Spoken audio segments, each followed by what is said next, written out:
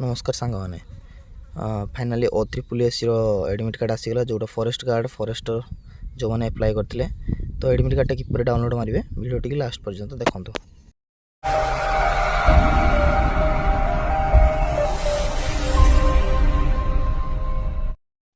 Chrome browser open कर O3 type करदे।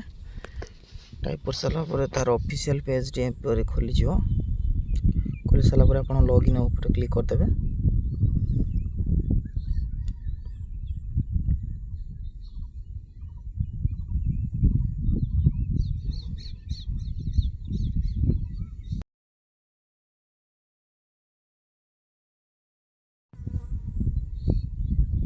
भर लिखाई डाउनलोड एडमिशन लेटर तो आप एप्लिकेशन नंबर टी कॉपी करेंगे थी जो थी ना कॉपी करदे।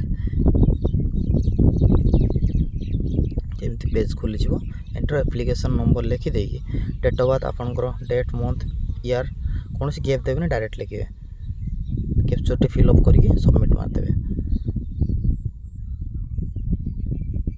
सबमिट मार सारा साइट अच्छी एडमिट कार्ड तापर क्लिक करदे